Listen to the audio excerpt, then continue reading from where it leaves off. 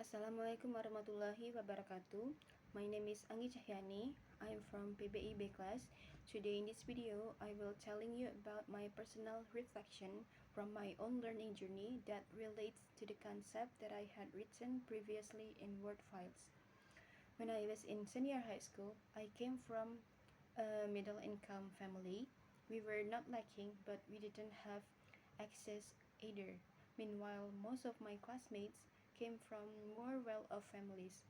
They were used to attending private lessons, had access to the latest books, and often appeared confident during class discussion. On the other hand, I often felt awkward and reluctant to speak in public.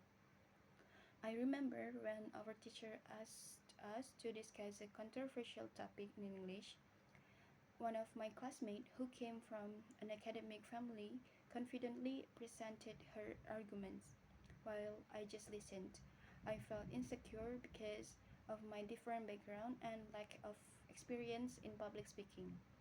Moreover, I realized that my lack of confidence wasn't solely due to academic differences, but also because of my childhood experiences.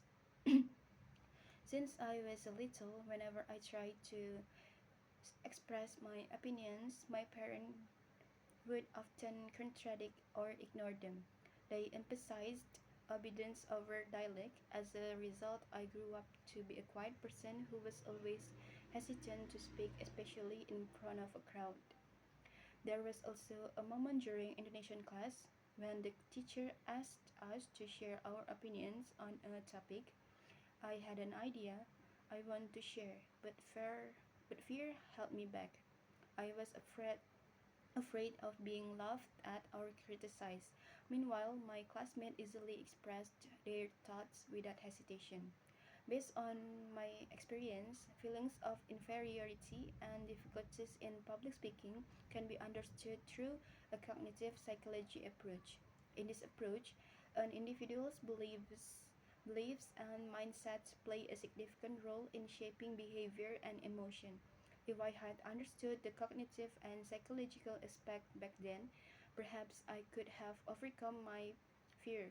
For example, through positive visualization techniques and reframing negative thoughts. I could imagine myself speaking confidently in front of the class and discard thoughts like I'm not good enough or my opinion doesn't matter. Deep, deep breathing exercise could also help calm my nerves because before speaking. Additionally, focusing on the message I want to deliver rather than myself might reduce my anxiety. Furthermore, if I could turn back time, I wish my teacher had been more understanding of my condition and adopted a more inclusive approach. For instance, giving quieter students the opportunity to express their opinion in writing first before having a class discussion, or using more interactive and supportive learning methods such as small group work so that students would feel more comfortable participating. Okay, that's all from me. Thank you. Wassalamualaikum warahmatullahi wabarakatuh.